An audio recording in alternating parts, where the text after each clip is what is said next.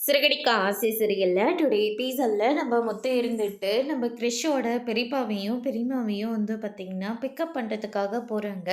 எப்படி இருக்க முத்தோ அப்படின்னு சொல்லிட்டு கேட்கவும் ரொம்ப நல்லா இருக்கேன் சார், நீங்களாம் எப்படி இருக்கீங்க அப்படின்னு சொல்லிட்டு விசாரிக்கிறாங்க. ஆமாம் பரவாயில்ல சார், என்னவே ஞாபகம் வச்சுக்கிட்டு மறுபடியும் என்ன போய் கூப்பிட்டீங்கல்ல, ரொம்ப சந்தோஷம் சார் அப்படின்ற மாதிரி சொல்லிக்கிட்டு இருக்காங்க. பின்ன என்ன முத்து, எங்கள் கூட எவ்வளோ டைம் ஸ்பெண்ட் பண்ணியிருக்கீங்க, எவ்வளோ பத்திரமா கூட்டிகிட்டு வந்திருக்கீங்க, உங்கள மறக்க முடியுமா? அப்படின்ற மாரி சொல்லிடுறாங்க. ரொம்ப நன்றி சார் அப்படின்னு சொல்லிட்டு முத்து வந்து சொல்லிடுறாரு. அதுக்கு அடுத்ததா வந்து பார்த்தீங்கன்னா, அ நாங்க தான் சொல்லியிருந்தோம்ல, என் தம்பியோட பொண்டாட்டியும், தம்பியும் ஒரு ஃபோட்டோ எடுக்கணும். ஒரு நல்ல ஸ்டுடியோ இருந்தா சொல்லுங்களேன் அப்படின்ற மாரி சொல்லிடுறாங்க. சரி வாங்க சார் கூட்டிட்டு போறேன் அப்படின்னு சொல்லிட்டு, அவங்கள ஃபோட்டோ ஸ்டுடியோக்கு வந்து கூட்டிக்கிட்டு போறாங்க. அதுக்கு அடுத்ததா வந்து பார்த்தீங்கன்னா, இந்த ஃபோட்டோ ஸ்டுடியோ ரொம்ப நல்லாயிருக்கும் சார், அதனால் இங்கேயே ஃபோட்டோ ஃப்ரேம் பண்ணிக்கலாம் அப்படின்ற மாதிரி சொல்லிடுறாங்க. ரொம்ப தேங்க்ஸ் முத்து அப்படின்னு சொல்லிட்டு அந்த ஸ்டுடியோக்குள்ளே போகிறாங்க. அதுக்கடுத்து தான் வந்து பார்த்திங்கன்னா, இந்த ஃபோட்டோஸ் எல்லாம் கொஞ்சம் பார்த்துக்கோங்க அப்படின்னு சொல்லிட்டு அவர் வந்து எல்லாத்தையும் ஃப்ரேம் போட சொல்லிக்கிட்டு இருக்காங்க. இதுக்கு அடுத்து தான் வந்து பார்த்திங்கன்னா, நம்ம மனோஜ் இருந்துட்டு ஷோரூம்க்கு போகிறாங்க. ஜீவா கிட்ட போயிட்டு ரோகிணி எங்கே அப்படின்னு சொல்லிட்டு கேட்கவும், அவங்க அக்கௌண்ட்ஸ் பார்த்துட்ருக்காங்க அப்படின்ற மாதிரி சொல்லிடுறாங்க. சரி உங்ககிட்ட கொஞ்சம் பேசணும். என்ன பேசணும்? கம்பெனி விஷயமா ஏதாவது பேசணுமா? கம்பெனி விஷயமா இல்லை பர்சனல் விஷயமா பேசணும். அதுவும் உங்கள் வீட்டில் ஒரு சின்ன பையன் இருக்கிறதா சொன்னீங்கல்ல, அதை நீங்கள் மும்பைக்கு தான் கொடுக்கல. ஆனால் இப்போ இன்னொரு கசின் அங்கேருந்தே கேட்டிருக்காங்க. கல்யாணம் ஆகி 18 வருஷமாக அவங்களுக்கு குழந்தையே இல்லை.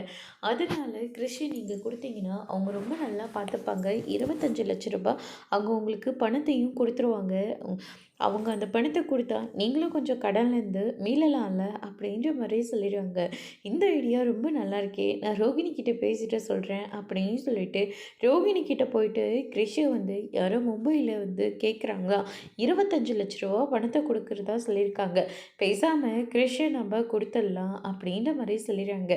கிறிஷை கொடுத்துட்டா உன் தம்பி முத்து சும்மா விட்டுருவாரா? தேவையில்லாமல் பிரச்சனை வரும். ஏற்கனவே வீட்டில் நிறைய பிரச்சனை போயாச்சு. சொத்து கேஸு இப்படின்னு நிறைய விஷயம் வீட்டில் இருக்கிறவங்களுக்கு தெரிஞ்சு ரொம்ப பெரிய பிரச்சனை ஆயிடுச்சு.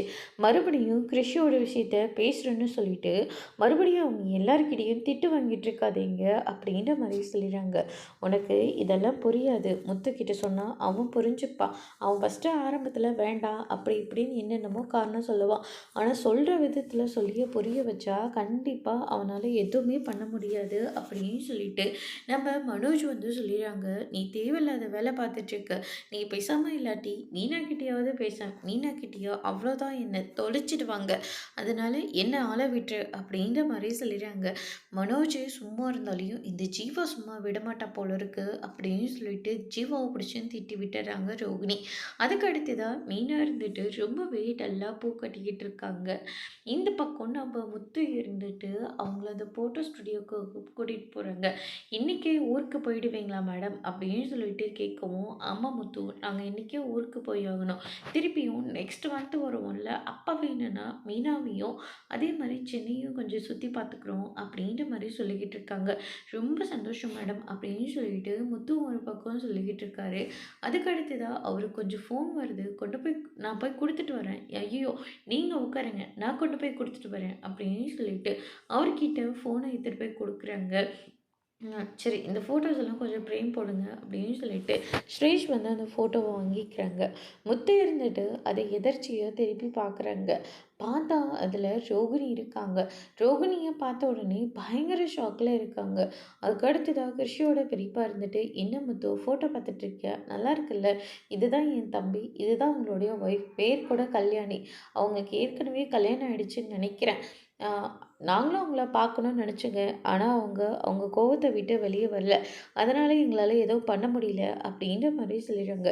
இப்பயாச்சும் அவங்க ஃபோட்டோவை வீட்டில் இருக்கட்டுமேன்னு சொல்லிட்டு தான் ஃபோட்டோவை ஃப்ரேம் போட போகிறோம் அப்படின்ற மாதிரி சொல்லிடுறாங்க.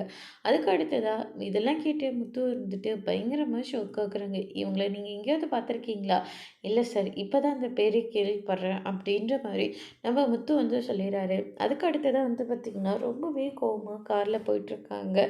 அதுக்கடுத்து தான் மீனாவை தேடிட்டு ரோகிணி போயிட்டு 7 நாளெல்லாம் எனக்கு டைம் பத்தாது. கொஞ்சம் டைமை வந்து இன்க்ரீஸ் பண்ணி கொடுங்க அப்படின்ற மாதிரி கேட்குறாங்க. சரி உங்களுக்காக நான் 7 நாளில் மனோஜ் கிட்ட மட்டும் உண்மையை சொல்கிறேன். ஆன்ட்டிக்கு விஷயம் தெரிய வரும்போது தானே மனோஜ் என்ன புரிஞ்சுக்கிட்டு ஏற்றுக்கணும்ல, அதனால தான் டைம் கேட்குறேன் அப்படின்ற மாதிரி சொல்லிடுறாங்க.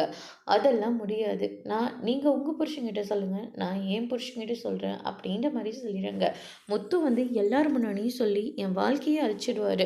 அதெல்லாம் ஒன்றும் வேண்டாம் அப்படின்னா, நான் என் வாழ்க்கை எப்படி போனாலும் பரவாயில்லையா, அதெல்லாம் முடியாது, நான் என் புருஷன்கிட்ட சொல்லிடுவேன் அப்படின்னு சொல்லிட்டு மீனா இருந்துட்டு ரொம்பவே கோவமா அங்கேருந்து போகிறாங்க. அதுக்கடுத்ததான் ரோகிணிக்கு என்ன பண்ணுறதுனே தெரியல. இந்த பக்கம் நம்ம முத்து இருந்துட்டு ரொம்பவே கோவத்தோட பா சரக்கடிக்கலான்னு சொல்லிட்டு பார்க்க போகிறாங்க. அங்கே வந்து பார்த்திங்கன்னா நம்ம கல்யாணி வந்து முதல்ல கல்யாணம் பண்ணிட்டு வந்தது. அதுக்கடுத்ததா ரோகிணியா அங்கே வாழ்ந்துட்டுருக்கிறது.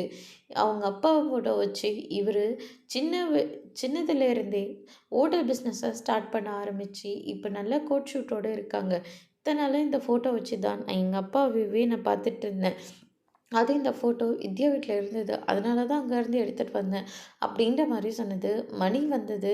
இப்படி எல்லா விஷயத்தையும் யோசிச்சு பார்த்து இன்றைக்கே நம்ம எல்லார் முன்னாடியும் இந்த ரோகிணியை பற்றின விஷயத்த சொல்லியே ஆகணும் அப்படின்னு சொல்லிட்டு வீட்டுக்கு போயிட்டு வீட்டில் எவ்வளோ பிரச்சனை போயிட்டுருக்குன்னு தெரியுமாப்பா உங்களுக்கு? இந்த வீட்டில் எவ்வளோ ஃப்ராடுங்க இருக்காங்கன்னு தெரியுமா அப்படின்ற மாதிரி சொல்லிடுறாங்க. ரோகிணி வந்து பயங்கரமாக ஷாக் ஆகுறாங்க. அதோட இன்னைக்கான எபிசோட் முடிச்சிருக்காங்க. இனி சிறகடிக்க ஆசையில் முத்து ரோகிணியை பற்றின விஷயத்த சொன்னால் அடுத்தடுத்து என்னெல்லாம் நடக்க போகுதுன்றதை வெயிட் பண்ணி பார்க்கலாம். தேங்க்யூ.